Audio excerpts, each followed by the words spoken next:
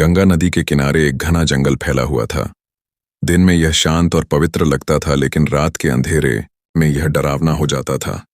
इसी जंगल के भीतर एक प्राचीन कुटिया थी, जहां 3 साधु निवास करते थे। वे तपस्वी के रूप में प्रसिद्ध थे और गांव के लोग उन्हें दिव्य पुरुष मानते थे। हर सुबह वे गंगा स्नान करते और फिर अपनी कुटिया लौटकर पूजा पाठ में लीन हो जाते। लेकिन उनकी साधना का रहस्य कोई नहीं जानता था। गांव के लोग उनका बहुत सम्मान करते थे। जब भी किसी को परेशानी होती, वे उनसे आशीर्वाद लेने जाते। साधु बहुत कृपालु प्रतीत होते थे और सबकी मदद करने का वादा करते थे, लेकिन कोई नहीं जानता था कि उनके भीतर एक रहस्य छिपा था। गांव से कुछ दूर एक छोटी सी बस्ती में सुमन नाम की युवती अपनी विधवा मां के साथ रहती थी। सुमन बचपन से ही निर्भीक और आत्मनिर्भर थी। वह जंगल में जाकर शिकार करती और अपनी मां का सहारा बनती। उसकी सुंदरता की चर्चा पूरे गांव में थी। लंबे घने बाल, बड़ी बड़ी चमकती आंखें और तेज चाल। लेकिन यही सौंदर्य उसके लिए एक अभिशाप बन गया। एक दिन उसकी मां गंभीर रूप से बीमार पड़ गई। घर में पैसे नहीं थे और वैद्य ने कह दिया कि यदि जल्द इलाज न हुआ तो जान भी जा सकती है। सुमन ने गांव में मदद मांगी, लेकिन कोई आगे नहीं आया। तभी किसी ने सुझाव दिया कि वह साधुओं के पास जाए। कहा गया वे बहुत दयालु हैं और उसकी मदद जरूर करेंगे। अपनी मां की खातिर सुमन साधुओं की कुटिया पहुंच गई। कांपते हाथों से उसने दरवाजा खटखटाया। दरवाजा चरमराता हुआ खुला और वह भीतर गई। अंदर दीपकों की लौ जल रही थी, अगरबत्तियों की खुशबू फैली थी और तीनों साधु ध्यानमग्न मुद्रा में बैठे थे। सबसे बड़े साधु ने मुस्कुराते हुए पूछा, बेटी यहां क्यों आई हो? सुमन ने डरते हुए कहा, बाबा, मेरी मां बहुत बीमार है, कृपया मदद कीजिए।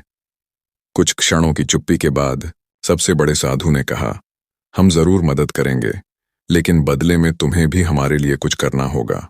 सुमन घबरा गई। उसने पूछा, क्या करना होगा बाबा?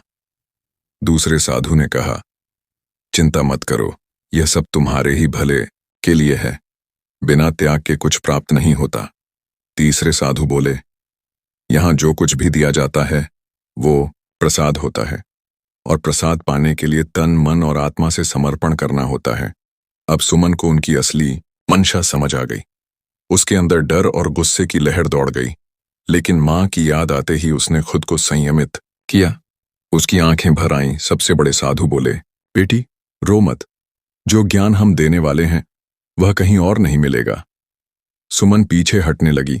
तभी एक साधु ने उसके कंधे पर हाथ रख दिया और कहा, हमसे वचन ले चुकी हो, अब पीछे नहीं हट सकती। लेकिन अब सुमन डरने वाली नहीं थी। उसके भीतर साहस जाग चुका था। क्या वह अपनी अस्मिता का सौदा कर सकती थी? नहीं। उसने झटके से अपनी कलाई छुड़ाई और पास में जलते दीपक को उठा लिया। उसने दृढ़ आवाज में कहा, रुक जाइए, अगर किसी ने आगे बढ़ने की कोशिश की तो मैं इस कुटिया को आग लगा दूंगी। तीनों साधु चौंक गए। सबसे बड़ा साधु बोला, बेटी क्रोध मत कर, ये सब तुम्हारे भले के लिए है। लेकिन अब सुमन की आंखों में आत्मविश्वास था। उसने दीपक जमीन पर रख दिया और कहा, मुझे अपनी भलाई की चिंता खुद करना आता है।